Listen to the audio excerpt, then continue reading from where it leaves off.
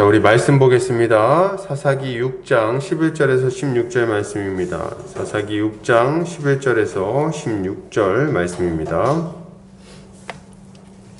제가 봉독해 올리겠습니다. 여호와의 사자가 아비에셀 사람 요아스에게 속한 오브라에 이르러 상수리나무 아래에 앉으니라. 마침 요아스의 아들 기드온이 미디안 사람에게 알리지 아니하려 하여 밀을 포도주 틀에서 타작하더니 여호와의 사자가 기드온에게 나타나 이르되 큰 용사여 여호와께서 너와 함께 계시도다 하매 기드온이 그에게 대답하되 오 나의 주여 여호와께서 우리와 함께 계시면 어찌하여 이 모든 일이 우리에게 일어났나이까?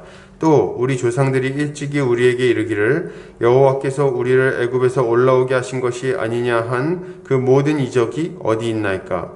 이제 여호와께서 우리를 버리사 미디안의 손에 우리를 넘겨주셨나이다 하니 여호와께서 그를 향하여 이르시되 너는 가서 이 너의 힘으로 이스라엘을 미디안의 손에서 구원하라. 내가 너를 보낸 것이 아니냐 하시니라. 그러나 기드온이 그에게 대답하되 오 주여 내가 무엇으로 이스라엘을 구원하리이까? 보소서 나의 집은 므낫세 중에 극히 약하고 나는 내 아버지 집에서 가장 작은 자니이다 하니 여호와께서 그에게 이르시되 내가 반드시 너와 함께 하리니 내가 미디안 사람 치기를 한 사람을 치듯 하리라 하시니라. 아멘. 사사기 6장 11절에서 16절까지 포도주 틀 속에 큰 용사라는 제목으로 말씀 보도록 하겠습니다. 여러분, 우리는 거대한 영적 전쟁의 한가운데를 살아가고 있습니다. 우리가 그것을 알고 있든 모르고 있든 느끼든 느끼지 못하든 이것은 사실입니다. 이 전쟁은 예수 그리스도의 초림을 통해 시작되었고 현재 진행 중에 있으며 우리 주님의 재림을 통해 완성되게 될 것입니다. 그때 완전히 끝나게 되겠죠. 이 전쟁은 이 세대와 오는 세대가 부딪히며 일어나는 전쟁이며 사단의 나라와 하나님의 나라가 충돌하면서 일어나는 전쟁이고 옛사람과 새사람이 갈등하는 가운데 벌어지는 전쟁입니다. 우리는 날마다 이 전쟁을 벌이면서 이 땅에서 살아가야 하는 거예요. 우리 개인의 종말이 올 때까지 혹은 우리 주님의 다시 재림하실 때까지 그렇게 살아가야 되는 거죠. 그런데 이 시대의 가장 큰 문제 중에 하나는 바로 이 영적 전쟁에 동참하지 않고 물러나는 사람들이 너무 많다는 겁니다. 이게 문제예요. 싸움 자체를 안 하고 뒤로 자꾸 도망가는 사람들이 많다는 거죠. 죄와 치열하게 싸우지 않는 사람들이 많아지고 있습니다. 거룩이 없어도 아무 상관없다는 식의 싸구려 복음을 믿고 따라가는 자들인 거죠. 이들은 은연중에 열심히 하는 신자와 그렇지 않은 신자를 구분하면서 자신은 너무 치우치지 않은 신앙생활을 하고 싶다고 말하곤 합니다. 주님께 인생을 던지고 싶어 하지 않아요. 복음을 전하지 않습니다. 전하지 않고도 아무런 부담을 갖지 않아요. 기도도 하지 않고 말씀도 보지 않습니다. 왜요? 세상 일이 너무 바빠서. 그래서 세상에 한 발, 주님께 한 발 걸치고 적당히 살아가는 겁니다. 이들은 이런 영적 전쟁에 참여하지 않아도 거룩을 위한 싸움을 싸우거나 혹은 주의 복음을 전하기 위한 싸움을 싸우거나 혹은 교회를 세우기 위해서 하나 되게 하기를 힘쓰는 그런 일을 하거나 하지 않습니다. 그런 싸움을 싸우지 않아요. 그리고 그렇게 하지 않아도 자신의 구원과 신앙생활에 별 문제가 없다고 생각합니다. 그러나 여러분 정말 그럴까요? 정말 아무 문제가 없는 겁니까? 그렇게 살아도 괜찮나요? 오늘 주님 분명히 말씀하십니다. 누가복음 14장 27절입니다. 누구든지 자기 십자가를 지고 나를 따르지 않는 자도 능히 내 제자가 되지 못하리라. 아멘. 우리는 주님이 우리에게 영적 전쟁에 동참할 사명을 주셨음을 알아야 되겠습니다. 그거 알아야 돼요. 이 사명을 받지 않은 자는 없어요. 만약 누구든지 이 사명을 외면하는 자들이 있다면 주님을 따라가는 이 일을 외면하는 자들이 있다면 그는 그리스도의 제자가 될 수 없는 겁니다. 오늘 본문을 통해서 우리의 새로운 정체성과 받은 바 사명 그리고 어떻게 그것을 감당할 수 있을 것인지에 대해서 함께 살펴보도록 하겠습니다. 오늘 본문은 여호와의 사자가 요아스에게 속한 오브라에 이르러서 상수리 나무에 앉았다는 이야기에서 이제 시작이 됩니다. 굉장히 자세히 묘사하죠. 그래서 요아스에게 속한 이제 오브라에 이르러서 상수리 나무 아래에 앉았다. 이게 뭐 그렇게 중요한가 싶어요. 뭐 상수리 나무가. 실제 제가 이제 상수리 나무 찾아봤는데 그냥 나무입니다. 그래서 특별할 게 없는. 근데 거기에는 마침 요아스의 아들 기드온이 있었어요. 마침 요아스의 아들 기드온이 있었다. 그는 밀을 타작하고 있었습니다. 밀을 타작하고 있었는데 그가 밀을 타작하는 모습이 굉장히 인상 깊습니다. 본문은 기드온이 밀을 어디서 타작하고 있었다고 말하죠? 포도주 틀에서 이 밀을 타작하고 있었다고 말합니다. 사실 우리는 이 포도주 틀을 본 적이 없어가지고 포도주 틀에서 뭐 밀을 타작했다고 이 머릿속이 잘 안 그려져요. 그래서 그게 뭐 문제가 되나? 이걸 왜 여기다 써놨지? 이런 느낌을 받거든요. 근데 이제 포도주 틀을 제가 찾아봤습니다. 찾아봤더니 어떻게 생겼냐면 이렇게 네모나게 생긴 깊은 구덩이에요. 네모나게 생긴 깊은 구덩이인데 여기 네모나게 생긴 구덩이가 한 군데 있고 그 옆으로 구덩이가 또 이렇게 파져 있습니다. 그리고 여기로 홈이 파져 있어요. 사이에. 그래서 이 구조는 이렇게 돼 있고요. 이쪽 구덩이에다가 포도를 이렇게 잔뜩 쌓아 놓는 겁니다. 그리고 사람들이 그 안에 들어가서 막 밟는 거예요. 그러면 어떻게 됩니까? 포도가 이렇게 막 압착이 되니까 찌꺼기는 밑으로 가라앉고 그 포도즙이 올라올 거 아니에요. 그 올라온 즙이 요 홈을 통해서 옆에 있는 그 구덩이로 이렇게 넘어가는 겁니다. 그래서 굉장히 과학적이에요. 그래서 그렇게 해가지고 포도즙을 모으는 이제 그런 공간이 이제 포도주 틀이라고 보면 됩니다. 근데 이제 포도주 틀이니까 지금 방금 얘기한 거 딱 들으면은 감이 오시겠지만 이걸 하려면은 포도주 틀이 넓어야 될까요? 좁아야 될까요? 너무 수영장 같이 막 넓고 이러면은 그 어떻게 포도를 채울 것이며 그거 밟아가지고 즙을 어떻게 낼 거예요. 즙이 위로 올라와야 되는데. 그래서 좁습니다. 이게 넓지 않아요. 한 사람 장정 한 4-5명 들어가면은 꽉 차는 그 정도의 공간입니다. 거기다가 이제 포도를 넣고 하는 건데 지금 기드온이 그 조그마한 구덩이 속에 들어가서 밀을 타작하고 있다고 이야기를 하는 거예요. 이게 얼마나 이게 우스꽝스러운 코미디 같은 장면입니까? 여러분 우리가 타작도 안 해봤어요. 그죠? 밀타작 볼타작 안 해봤죠? 근데 우리가 상식적으로 아는 건 타작을 하려면 어디서 해야 됩니까? 넓은 데서 해야 돼요. 넓은 마당에서 해야 됩니다. 왜냐면 우리가 이제 농사 짓는 거 보면 밭이 좁지 않잖아요. 밭이 엄청 논밭이 크잖아요. 거기서 이제 거두면은 볕단이 엄청 많습니다. 그죠? 밀단이 엄청 막 산처럼 쌓여요.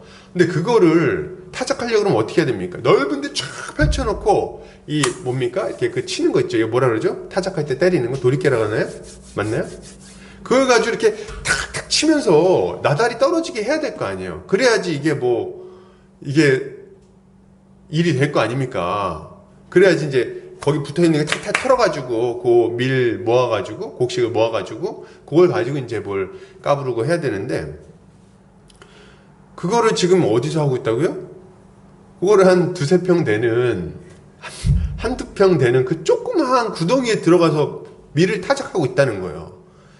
그러니까 이게 보면은 말도 안 되는 짓을 하고 있는 거예요. 거기 들어가가지고 뭐 밀을 밟을 거예요? 뭐 어떻게 할 거예요? 이거 어떻게 때립니까? 뭘로 때릴 거예요? 이거 탁탁 때려야 되는데 이게 가능합니까? 안 되잖아요. 그러니까 뭐 도리깨 같은 거 홍투기 같은 거 들고 가지고 이렇게 때리면서 했을까요? 이게 정말 너무 기가 막힌 상황인 거예요.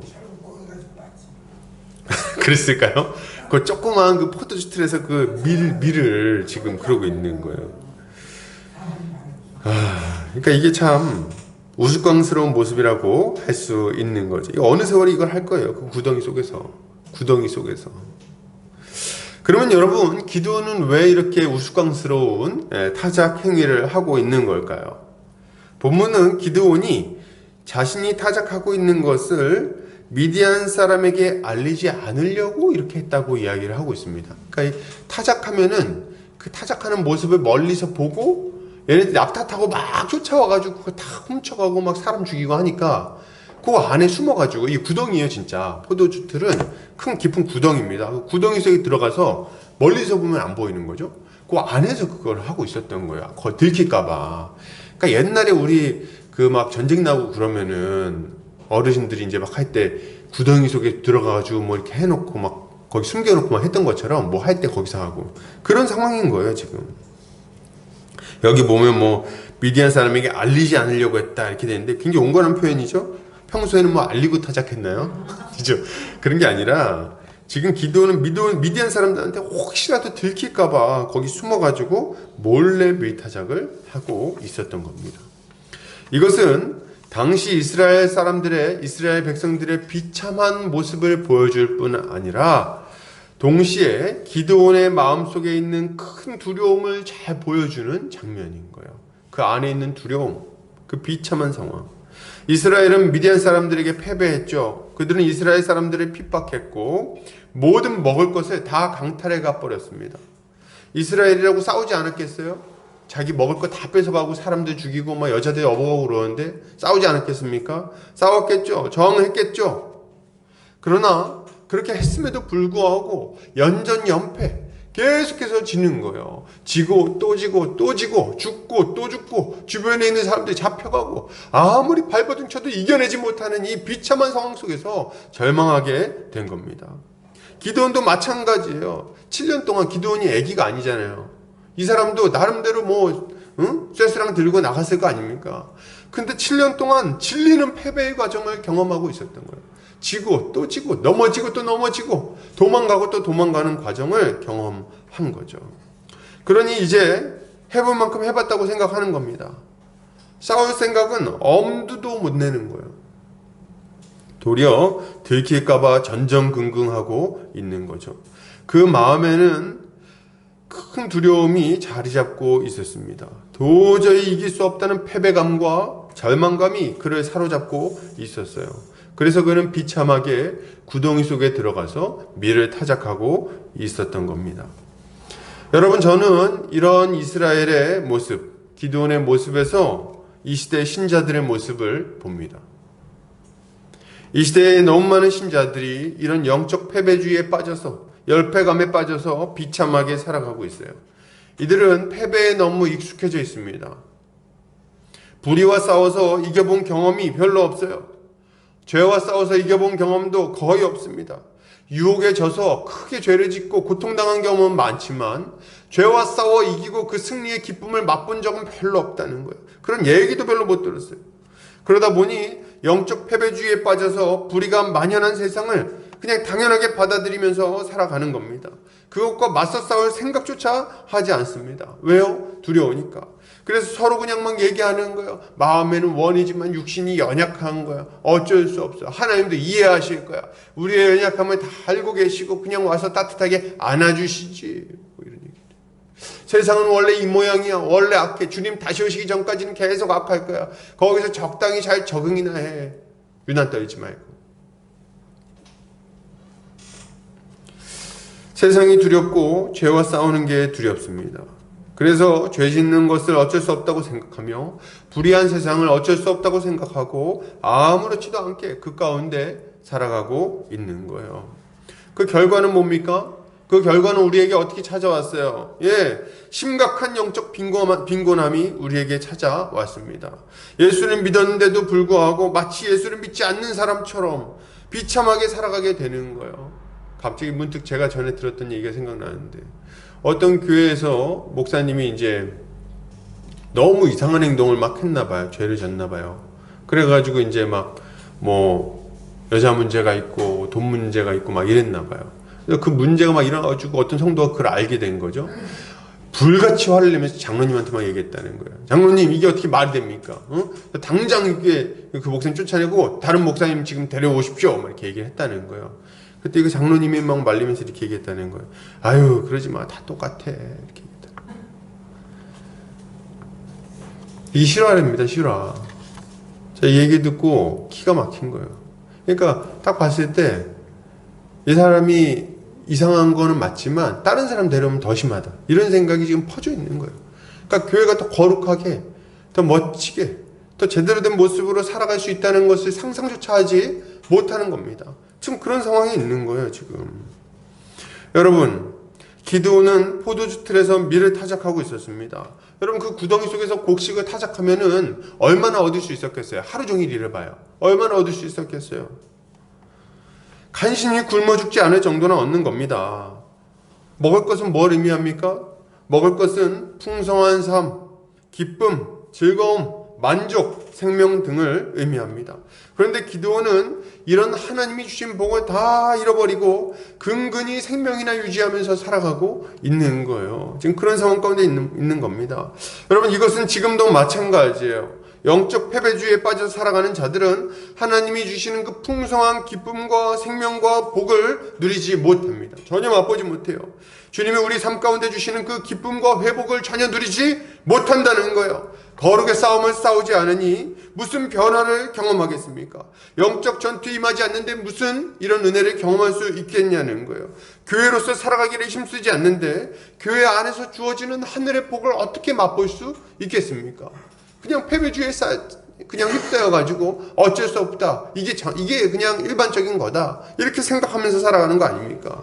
그러니 그는 심각한 영적 빈곤함 가운데 살아가게 되는 거예요. 여러분, 이거 좀 잘 생각하셨으면 좋겠어요. 잘 생각했으면 좋겠다. 요새 가난한 성도가 많다고 합니다. 가난한 성도. 가난한 성도 뭔지 아시죠? 거꾸로 하면 안 나가 성도. 교회를 안 나가요. 그럼 뭐 합니까? 온라인으로 이제 방송되는 말씀 듣고, 그리고 이렇게 온라인 헌금하고 그냥 그렇게 살아가는 가난한 성도가 많다는 거예요. 여러분 이게 포도주 틀에서 밀타작해가지고 먹고 사는 기드온의 모습하고 도대체 뭐가 다릅니까? 너른 마당에다가 밀을 널어놓고 거기서 타작해가지고 곡식을 얻는 그런 풍성한 삶이 아니라 구덩이 속에서 근근히 먹고 살면서 간신히 목숨 부지하는 기드온하고 뭐가 다르냐는 거예요, 여러분. 여러분, 그 영혼에 충만한 기쁨이 있겠어요? 그 믿음이 제대로 성장하겠습니까? 사명을 감당할 수 있겠어요? 성도의 교제 가운데 임하는 그 충만한 복을 누릴 수 있겠습니까? 함께 기도하면서 얻는 큰 기쁨과 확신을 얻을 수 있겠냐는 거예요, 여러분. 그리고 정상적인 교리를 배우면서 정상적으로 든든하게 자라나는 이런 아주 안전한 신앙생활을 보장받을 수 있겠습니까? 모든 게 다 안 되는 거예요, 지금 다. 우리는 스스로 이런 영적 빈곤 가운데 걸어 들어가는 어리석은 행동을 하지 않아야 되는 거예요. 아무튼 계속해서 보겠습니다. 기드온은 이렇게 타작을 하고 있었는데, 그러면 이제 들키지 않고 이 타작을 잘 했을까요? 누군가에게 들켰죠. 누굽니까? 여호와의 사자에게 딱 걸렸어요. 오늘 이렇게 패배주의와 두려움에 빠져있는 기드온에게 여호와의 사자가 나타납니다. 12절, 여호와의 사자가 기드온에게 나타나 이르되 큰 용사여, 여호와께서 너와 함께 계시도다 하매. 큰 용사여, 여호와께서 너와 함께 계시도다 하매. 여호와의 사자는 기드온을 큰 용사라고 부릅니다. 그리고 하나님께서 그와 함께 계시다고 말해요. 이것은 참 놀라운 선포라고 볼 수가 있습니다. 왜요? 기드온은 큰 용사라고 불릴 만한 사람이 아니죠.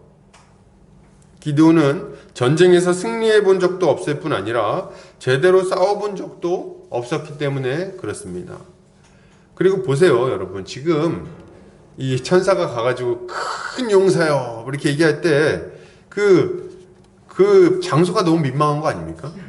장소가? 포도주틀 구덩이 아래 들어가서 이렇게 밀타작하고 있는 거 아닙니까? 근데 위에서 누가 큰 용사요 할 때 이렇게 뭐지? 위를 쳐다 뭐야? 지금 밀타작하고 있는데 그냥 쳐다보는 거 아닙니까? 뭐지? 놀리는 건가? 이렇게. 여러분, 이거 정말 기드온을 놀리는 말입니까? 놀리고 있는 걸까요? 이후에 이어지는 내용을 보면 그런 건 아닌 것 같습니다. 그럼 여호와의 사자는 왜 기드온을 이렇게 부르고 있는 겁니까? 왜 겁쟁이에 불과한 기드온을 큰 용사라고 부르고 있는 걸까요? 그 이유는 분명합니다, 여러분. 그 이유는 너무 분명해요. 그 이유가 뭘까요? 하나님께서 기드온을 큰 용사로 만들어 주셨기 때문입니다. 그래서 큰 용사라고 부르는 거예요. 여러분, 기드온이 큰 용사가 된 게 아니에요. 응? 그것은 그가 쟁취해낸 일이 아닙니다. 그가 잘 싸워가지고 큰 용사가 된 게 아니라는 거예요. 그럼 뭡니까? 하나님께서 그와 함께 하심으로 그를 큰 용사로 그냥 만들어 주신 거예요. 하나님께서 그 정체성을 바꿔주셨다는 거예요. 하나님은 겁쟁이의 도망자인 기드온에게 임하셔서 그를 바꾸시고 새롭게 만들어서 큰 용사가 되게 하시는 겁니다. 예, 우리 주님이 그를 큰 용사가 되게 하셨다는 거예요. 여러분, 우리 주님은 늘 이렇게 일하십니다. 늘 이렇게 일해 오셨어요. 주님은 자녀가 없던 아브라함을 열국의 아버지가 되게 만드셨습니다. 예, 자녀가 없던 사라를 열국의 어머니로 만들어 버렸어요. 광야에서 은둔해 있던 불쌍한 모세를, 동물이나 모였던 이 모세를 하나님의 대리자, 하나님의 일꾼으로 만들었습니다. 예, 양치기 다윗을 이스라엘의 왕으로 만들기도 하셨어요. 맞아요. 이 모든 일은 그들이 잘나서 이루어진 일이 아닙니다. 이 모든 것은 주님의 주권적인 은혜로 일어난 일인 거예요. 하나님이 그들의 존재를 바꾸시고 새로운 존재로 만들어 주시는 겁니다. 이것이 주님이 일하시는 방식인 거죠. 주님은 지금도 우리에게 일하세요. 어떻게 해요? 예수를 믿기만 하면 그들 가운데 성령을 보내주심으로 그들을 거듭나게 만드십니다. 예, 그리고 그 새로운 정체성, 거듭난 정체성으로 살아가게 만들어 주시는 거죠. 주님은 말씀하십니다. 고린도서 5장 17절. 그런즉 누구든지 그리스도 안에 있으면 새로운 피조물이라 이전 것은 지나갔으니 보라 새 것이 되었도다. 아멘. 그러므로 이제 우리에게 필요한 것은 뭡니까? 이러한 주님의 일하심을 믿음으로 받는 거예요. 그게 필요한 거예요. 믿음으로 받는 거.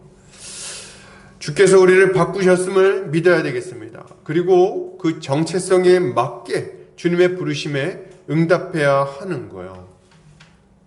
예, 여러분, 이제 우리는 새로운 피조물이 됐습니다. 믿으십니까? 예, 예수를 믿는 자들은 새로운 피조물이에요. 거룩한 삶을 살 수 있는, 거룩의 길을 걸을 수 있는 하나님의 친백성이 되었습니다.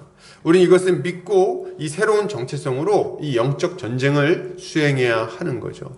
전에 겁쟁이였을 때는 안 됐어요. 예, 포도주 틀 속에 들어가가지고 숨어있는 은둔자로서는 가능한 일이 아니었죠. 그러나 우리 주님이 우리를 큰 용사로 만들어 주셨기에 이제 이 싸움을 싸울 수 있게 되는 겁니다. 여러분, 로마서 6장 10절 11절 뭐라고 말합니까? 그가 죽으심은 죄에 대하여 단번에 죽으심이요 그가 살아계심은 하나님께 대하여 살아계심이니 이와 같이 너희도 너희 자신을 죄에 대하여는 죽은 자요 그리스도 예수 안에서 하나님께 대하여는 살아있는 자로 여길지어다. 아멘. 여러분, 우리는 영적 패배주의에서 벗어나야 되겠습니다. 패배의 두려움에서 벗어나야 돼요. 주님이 우리를 새로운 존재로 만들어 주셨습니다. 완전히 새로운 존재로. 우리가 이것을 믿고 영적 전투에 임한다면 우리는 우리 자신이 겁쟁이의 패배자가 아니라 큰 용사로 바뀌게 되었다는 것을 알게 될 것입니다. 이것을 믿고 영적 전쟁에 임하는 우리 성도님들 되시기를 주의 이름으로 축복합니다. 좋습니다. 계속해서 말씀 보겠습니다. 여호와의 사자가 기드온을 불렀어요. 큰 용사요, 막 이렇게 불렀어요. 근데 기드온이 이제 대답합니다. 뭐라고 해요? 근데 앞에서 뭐라 그러냐면 이렇게 얘기를 해요. 큰 용사요, 여호와께서 너와 함께 계시도다, 이렇게 얘기합니다. 함께 계시도다. 근데 이제 이게 되게 말이 뉘앙스가 어때요? 앞으로 너랑 함께 할 거야, 이런 말입니까? 아니죠. 그게 아니라 현재형으로 주어졌어요. 그러니까 야, 너 큰 용사로구나. 너 정말 멋지구나. 하나님이 너랑 함께 계시고 있구나. 이렇게 얘기를 하는 거거든요. 근데 이 얘기를 딱 들었을 때 이 기드온이 순간 발끈했던 것 같아요. 그걸 딱 들을 때. 자기 지금 너무 처지가 우스꽝스러우니까 지금 포도주틀 속에 들어가지고 구덩이에서 지금 밀타작이나 하고 있는데 하나님이 함께 있다고? 그러니까 뭐라 그럽니까? 기드온이 곧바로 딱 얘기합니다. 오 주여, 오 나의 주여, 여호와께서 우리와 함께 계시면 어찌 이 모든 일 우리에게 일어났나이까. 딱 얘기하는 거예요. 응? 이게 지금 무슨 말입니까? 또 우리 조상들이 일찍이 우리에게 이르기를 여호와께서 우리를 애굽에서 올라오게 하신 것이 아니냐 그 모든 적이 어디 있나이까? 이제 여호와께서 우리를 버리사 미디안의 손에 우리를 넘겨주셨나이다 하니 이렇게 얘기를 막 하는 거예요. 여러분 이게 지금 어떤 그 마음 상태인지 딱 좀 느껴지십니까? 이게 뭐냐면 그 안에 진짜 울분이 가득 차 있는 거예요. 왜냐하면 보통 누가 이렇게 와서 이야 큰 용사요, 어? 하나님 너랑 함께 하는구나 이렇게 하면 누구세요? 이렇게 물어볼 법하지 않습니까? 못 보시던 분이신데 어떻게 오셨어요? 이렇게 물어봐야 되잖아요. 근데 그런 게 아니라 딱 물어보자면 뭔 소리 합니까? 딱 얘기하는 거예요 지금. 응? 하나님이 함께 계시다니. 그러면 지금 그 하나님 애굽에서 우리 뭐 건져내고 어쩌고 저쩌고 하더니 어디 있습니까? 지금 이 어려움 뭐예요 지금? 응? 미디안한테 다 잡혀가고 말이지. 이게 바로 딱 나오는 거거든요. 저기 제가 전에 이렇게 장기 두고 있는 이 할아버지들, 우리 어르신들 이렇게 막 장기 두고 누워가지고 아 세상 참 살기 좋다 이렇게 얘기했더니 뭐 살기 좋아 이렇게 그게 딱 생각이 납니다. 이제 발끈하는 거죠. 뭐 누구십니까? 이렇게 물어보진 않아요. 화가 막 그냥 가득 차 있는 거예요.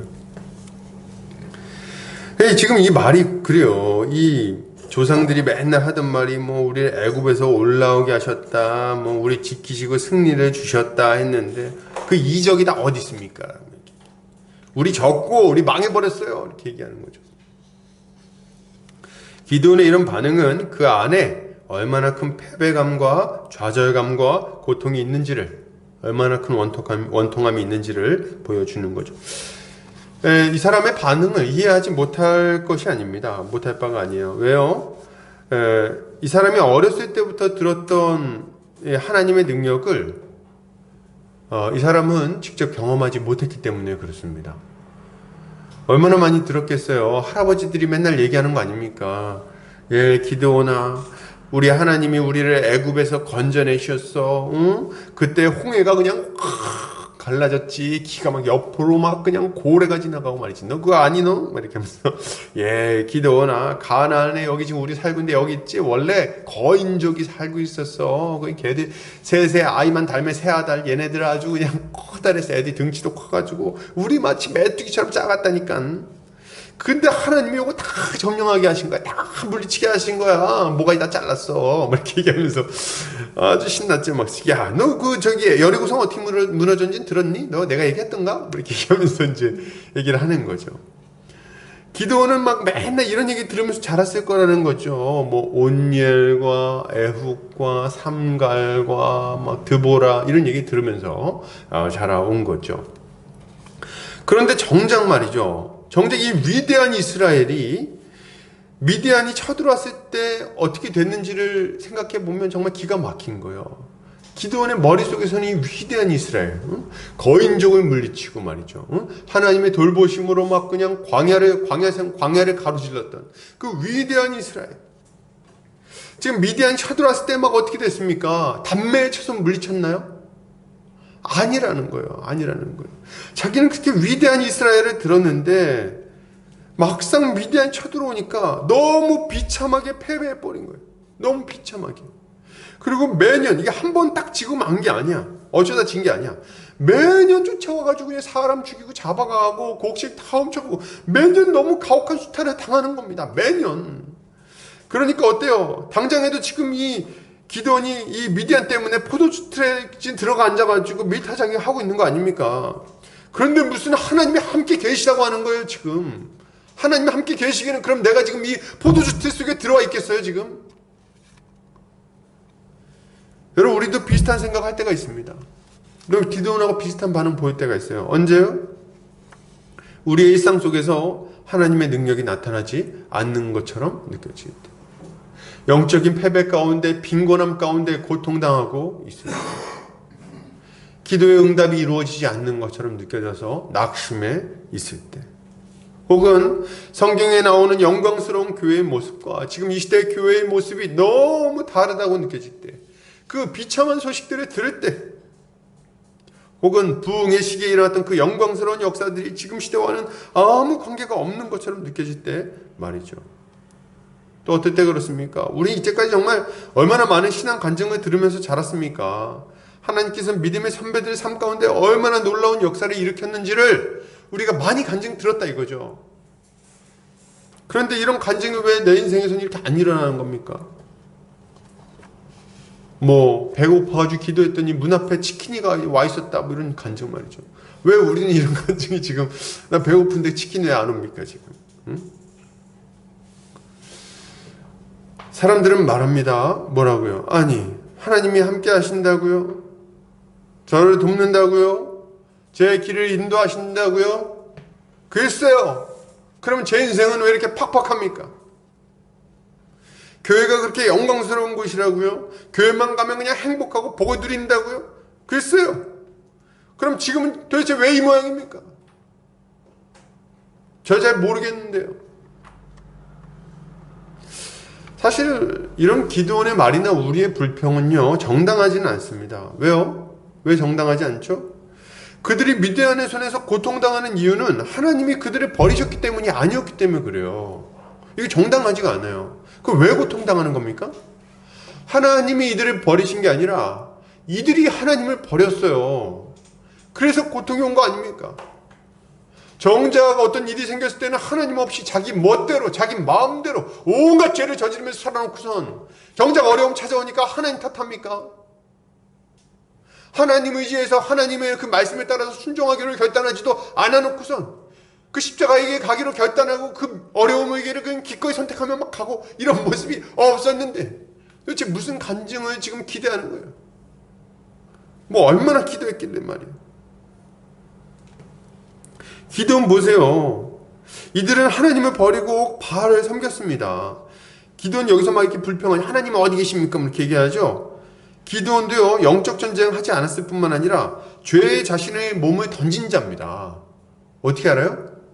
기드온네 집안에 바알 신상이 있었어요. 아버지가 그거 섬겼고요. 기드온도 똑같은 놈이에요. 기드온이라고 뭐 가가지고 우상 숭배 안 했을 것 같아요? 다 똑같이 했어요, 집안에서. 그런데 이제 와가지고 하나님은 원망합니까? 제가 하나님이었으면 뭐 이 얘기했을 때 탁 붙들어 놓고, 자, 너 똑바로 딱 서봐, 딱 서봐. 그래가지고 뒤통수를 그냥 한 대 때렸을지 모르겠어요. 너 지금 뭔 소리 하는 거야, 이 나쁜 녀석아. 그런데 말이죠, 여러분. 오늘 여호와의 사자는 이렇게 불평불만하는 기드온에게 이 기드온이 생각지도 못했던 말을 하십니다. 14절. 여호와께서 그를 향하여 이르시되 너는 가서 이 너의 힘으로 이스라엘을 미디안의 손에서 구원하라. 내가 너를 보낸 것이 아니냐 하시니라. 주님이 말씀하십니다. 그래, 네 말이 맞아. 네 말이 맞아. 지금 너희가 미디안 때문에 정말 곤란한 상황 가운데 있구나. 너희가 하나님의 백성인데 이런 상황 가운데 있으면 안 되지. 맞아. 네 말이 맞아. 그러니까 네가 가서 미디안의 손에서 이스라엘을 구원해야 되겠다. 그래, 맞아. 네가 말한 대로 이런저런 어려움이 있구나. 문제가 맞아. 그러니까 이제 네가 가라. 네가 가서 이 문제에서 이스라엘 백성을 구원해내라 말씀하신다는 거예요. 여러분, 우리 오늘 이 하나님의 말씀을 깊이 생각해야 되겠습니다. 깊이 생각해야 돼요. 지금 이 시대의 상황을 파악하고 분노하고 불평하는 것은 여러분 누구나 할 수 있는 일이에요. 하나님이 돕지 않아서 이 지경이 되었다고 하나님을 원망하는 일도 아무나 할 수 있는 일입니다. 믿는 자든 믿지 않는 자든 아무나 할 수 있는 일이에요. 그런데 주님은 불평이나 하라고 우리를 부르신 것이 아닙니다. 불평이나 하라고 우리를 부르지 않으셨어요. 문제를 파악하고 제3자 입장에서 이게 문제예요, 저게 문제예요, 평가나 하라고 우리를 부르신 게 아니라는 말입니다. 하나님은 그것 때문에 우리를 부르지 않으셨어요. 주님은 우리가 지금 그 상황 가운데 들어가서 그 문제를 직접 보고 그 문제를 직접 해결하기를 바라고 있으신 겁니다. 그래서 우리를 부르신 거예요. 지금 세상은 점점 더 악해지고 있어요. 맞아요. 점점 더 악해지고 있군요. 그것을 해결해야 될 교회의 문제가 많군요. 맞아요. 네 말이 맞다. 복음을 모르는 사람들이 많고 교회로서 살지 않는 사람들도 정말 많군요. 너무 많아요. 거룩하지 못한 사람도 많고 그것 때문에 교회의 영향력이 사라지고 있고 하나님의 영광을 가리고 있는 것도 맞군요. 맞아요. 그래서 어떻게 하겠다는 겁니까? 결론이 뭡니까?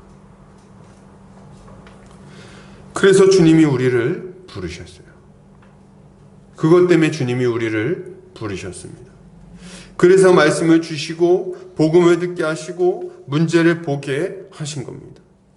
우리는 환경과 문제를 보며 불평할 것이 아니라 그 안에서 하나님의 부르심을 봐야 하는 거예요. 여러분, 이 시대의 어떤 문제를 보면서 혹은 교회의 어떤 어려움을 보면서 애통한 마음이 혹시 생기십니까? 이거 이러면 안 되는데 어떻게 이럴 수 있는가? 지금 이건 정상이 아니야. 더 나은 모습이 있을 거야. 성경에서 나와 있는 모습과 지금 나의 모습은 너무 다르고 우리 공동체의 모습은 너무 다르고 지금 이 한국교회의 모습은 너무 비참하다. 이건 정말 있을 수 없는 일이야. 애통한 마음이 있으십니까? 혹은 하나님께서 어떤 일을 반드시 이루어 주시기를 바라는 마음이 있습니까? 우리 부모님이 좀 예수를 믿었으면, 우리 친척들이 예수님을 좀 잘 믿었으면, 우리 가정이 좀 온전히 회복되었으면.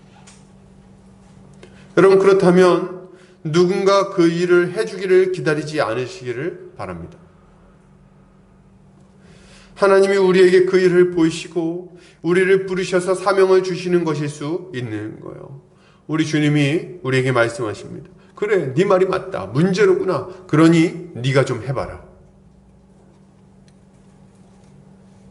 제가 전에 재밌게 봤던 영화가 있습니다. 굉장히 재밌게 봤던 영화인데요. 이제 모건 프리먼 아시나요? 모건 프리먼? 이 모건 프리먼이 주연으로 나왔던 Lean on Me라는 영화입니다. 한국에서는 이제 고독한 스승이라는 제목으로 상영이 됐어요. 고독한 스승. 이제 이 영화는 어떤 내용이냐면 모건 프리먼이 이제 선생님인데 굉장히 유능한 선생님이었어요. 근데 한 10년 정도 학교를 떠나 있다가 학교에 돌아왔더니 그 학교가 아주 완전히 그냥 불량아들 학교가 돼 있는 거예요. 그래서 막 그냥 마약 판매하고 그래서 막 성매매 이루어지고 막 온갖 종류의 정말 끔찍한 범죄가 학교 안에서 막 그냥 벌어지는 그런 어떤 학교가 되어버린 겁니다. 근데 이제 이 모건 프리먼이 그 학교에 교장으로 부임해서 그 학교를 정상화시키는 거예요. 점점 굉장히 다시 옛날의 그 멋진 모습으로 회복시키는 그런 내용이 이제 영화의 내용입니다. 이 실화라 그래요, 실화. 미국에서 있었던 실화라고 합니다. 근데 굉장히 재밌어요. 근데 이 영화를 보는데 제 뇌리에 이게 제가 이제 결혼하고 얼마 안 돼서 이걸 봤거든요. 그러니까 한 9년 정도 지났는데 아직까지 제 뇌리에 굉장히 깊이 남아있었던 한 장면이 있었어요. 그게 뭐냐면 뭐 좋은 장면이 많은데 굉장히 제가 인상 깊게 봤었던 장면이에요. 그게 뭐냐면 모건 프리먼이 이제 처음에 이 학교를 정상화시키는데 첫 번째 했던 일이 뭐냐니까 너 도저히 구제불능인 애들, 지도를 절대로 안 따라올 마약 중독자들, 마약 판매상들 이런 애들 있잖아요. 이런 애들 300명을 딱 교단 앞으로 불러내서 강대상 앞에서 전체를 다 퇴학시켜 버립니다.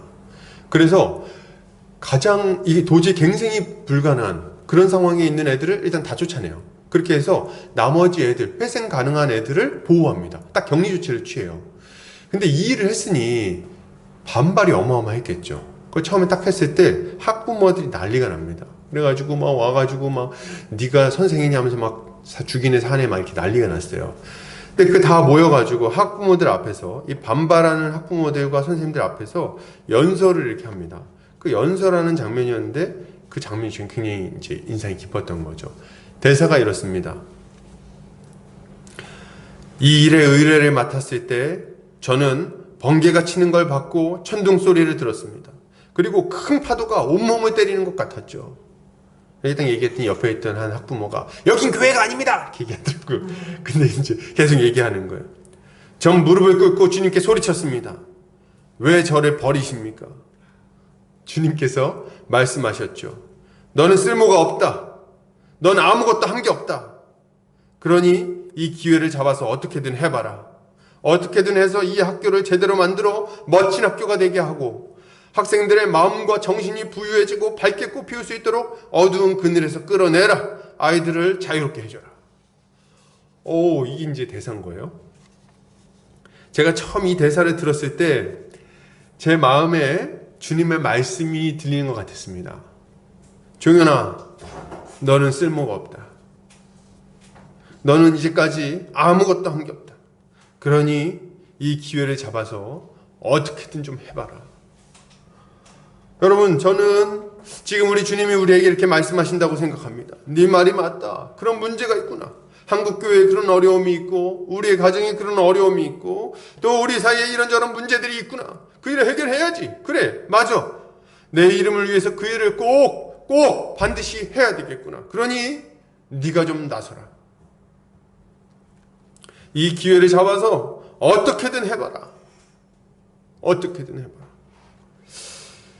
여러분, 우리 주님의 이 음성을 듣고 우리 주님의 마음을 알고 우리 주님의 부르심에 응답하는 우리 성도님들 되시기를 주의 이름으로 축복합니다. 어떻게든 해봅시다. 계속해서 보겠습니다. 하나님의 말씀을 들은 기드온은 그 말씀에 깜짝 놀랍니다. 물론 좋아서 깜짝 놀란 건 아니에요. 그는 자신이 그 일을 절대 감당할 수 없다고 말합니다. 이 기드온의 마음이 여기 뭡니까? 이 수식어에서 딱 등장해요. 15절. 오 주여. 오 이렇게 했더니 이제 보통 이렇게 주여 이렇게 하지 오 이런 거 잘 안 나거든요. 근데 이제 그 마음이 느껴지지 않습니까? 오 주여 이렇게 지금 오 주여 내가 무엇으로 이스라엘을 구원하리이까? 보소서 나의 집은 므낫세 중에 극히 악하고 나는 내 아버지 집에서 가장 작은 자니이다 하니 그는 자신의 집안이 므낫세 지파 중에서 극히 약하고 자신은 아버지의 집에서 가장 또 작은 자라고 말합니다. 근데 갑자기 또 아버지 집을 또 왜 얘기할까요? 왜 아버지 집을 얘기하는 겁니까? 그 이유가 뭐냐면 전쟁을 일으키려면 여러분 병력이 있어야 될 거 아닙니까? 그죠? 병력이 있어야죠. 근데 그러려면은 병력을 불러 모으려면은 가까운 게 누굽니까? 이 지파 사람들 모아가지고 싸움을 벌여야 될 거 아니에요. 근데 이 므낫세 지파들 딱 모여가지고 뭔가 우리 병력을 일으킵시다 이렇게 하려면은 소위 말해서 그 지파 안에서 좀 반깃개나 끼는 사람이어야 될 거 아닙니까? 그래야지 딱 한마디 했을 때 그래 우리가 한번 해봅시다. 당신 믿고 가겠습니다. 이렇게 할 거잖아요. 근데 지금 보니까 아버지 집이 그런 능력이 없는 거예요. 그렇게 목소리 낼 만한 집안이 아니라는 겁니다. 그리고 집안도 별 볼 일 없는데 자신은 그 집안에서조차 제일 영향력이 없는 자라는 거예요. 이 집안에서 제일 작은 자입니다. 그러니까 한마디로 자기는 미디안과 싸워서 이스라엘을 구원할 어떤 능력도 없다고 솔직하게 고백하고 있는 거죠. 우리도 주님의 부르심을 받을 때 이와 비슷한 반응을 보일 수 있습니다. 영적 전쟁에 적극적으로 뛰어들어서 싸우는 사람이 여러분 별로 없어요. 별로 없어. 그런 사람이. 많은 사람들이 이 치열한 영적 전쟁을 회피하며 살아갑니다. 죄와의 싸움을 그리고 불의와의 싸움을 피한다는 거죠. 점점 피합니다. 왜요? 문제는 너무 크고 자신은 너무 작게 느껴져서 그래요. 난 너무 작아. 오늘 기드온도 그랬어요. 뭐라고 말합니까? 나는 작습니다. 난 우리 집안도 약하고 저는 그 집안에서도 제일 작습니다. 작다고 느꼈죠. 배경도 없고 능력도 없고 병력도 없고 사람도 없고 능력이 없어요. 전쟁도 이길 수 없다고 생각한 거예요. 그래서 하나님의 부르심을 단호하게 거절하고 있는 겁니다. 여기까지만 하겠습니다. 그만하시죠. 이렇게 얘기하는 거예요. 근데 이런 기드온에게 오늘 주님은 말씀하십니다. 뭐라고요? 내가 반드시 너와 함께 하리니 내가 미디안 사람 치기를 한 사람을 치듯 하리라 하시니라. 아멘. 무슨 말입니까? 이제 기드온이 전 안 됩니다. 도저히 불가능해요. 그랬더니 다 포기하지 않으십니다. 우리 주님 또 포기 잘 안 하시잖아요. 여호와께서 그에게 이르시되 내가 반드시 너와 함께 하리니 반드시 내가 미디안 사람 치기를 한 사람을 치듯 하리라 하시니라. 아멘. 우리 주님 뭐라 하십니까? 그래 맞아. 응? 네가 약하지. 넌 아무것도 아니지. 그러나 반드시 내가 너와 함께 하겠다. 이렇게 얘기를 하시는 거예요. 여러분, 주님은 기드온의 두려움을 이해하셨어요. 그의 상황도 인정하셨습니다. 그러나 그럼에도 불구하고 주님은 기드온이 이길 수 있다고 말씀하시는 거예요. 왜요? 어떻게 이길 수 있는 거죠? 우리 주님이 그와 함께 하실 것이기 때문에 그렇습니다. 우리 주님이 기드온에게 반드시 그와 함께 하겠다 약속하셨는데 이게 중요한 거예요. 이게 중요합니다. 우리 주님이 반드시 함께 하겠다고 약속하신 게 중요해요. 이게 중요해요. 기드온은 무능합니다. 배경도 없고 싸움을 치를 군사도 없어요. 그럼에도 불구하고 반드시 이길 수 있습니다. 왜요? 주님이 반드시 함께 하시니까. 주님이 그의 손에 강하게 할 거니까. 그러니 미디안 사람은 설령 그들이 메뚜기 떼같이 많다 한들 한 사람같이 무너지게 될 겁니다. 아무것도 아닌 거예요. 한 사람과 전쟁을 벌이는 것처럼, 마치 이 전쟁 가운데 한 사람 튀어나온 것처럼 이 전쟁에서 이기게 하신다는 거예요. 그러므로 여러분, 우리는 주님의 부르심을 받았을 때 핑계대지 말고 영적 전쟁에 뛰어들어야 되겠습니다. 여러분, 자꾸 핑계대지 마세요. 저는 부족해서요. 저는 해본 적이 없어서요. 저는 지금 상황이 좋지 않아서요. 예, 알겠어요. 딱 보면 알겠습니다. 저도 딱 보면 알겠는데 우리 주님이 모르실까요? 알아요, 다. 포도주들에서 타작하고 있는데 그거 딱 보면 모르겠어요? 용사가 아니라는 거 딱 보면 모르겠습니까? 알지, 그거 딱 보면. 겁쟁이라는 거. 우리 주님 다 알고 계세요. 다 알고 부르신다는 거예요, 여러분. 다 알고 부르신다는 걸 기억해야 됩니다. 그러니까 여러분, 상황을 핑계대지 않으시기 바랍니다. 여러분, 상황 핑계대지 마세요. 지금 상황이 좋지 않아서 주님 일을 하기 힘들다고요? 상황이 좋지 않아서? 아니요, 여러분. 제가 분명히 말씀드리는데 우리 평생에 좋은 상황은 안 올 거예요. 우리 주님 일을 할 만큼 좋은 상황은 평생 없을 겁니다. 계속 돈 벌어야 될 거고요. 계속 애들 돌봐야 될 거고요. 계속 부모님 모셔야 될 거고요. 계속 우리 건강을 챙겨야 될 겁니다. 한 번도 주님께 충분히 충성할 수 있을 만큼 좋은 상황은 오지 않을 거예요. 그러니 상황을 핑계대지 않으시기 바랍니다. 여러분, 우리 능력도 핑계대지 않으시기 바랍니다. 마음에는 원이지만 육신이 약하다고요? 원래 소심해서 그런 거 잘 못한다고요? 아니요, 여러분.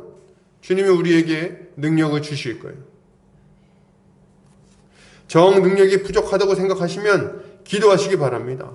하나님은 반드시 우리와 함께 하심으로 영적 전쟁을 치르며 사명을 감당할 수 있는 능력을 부어주실 거예요.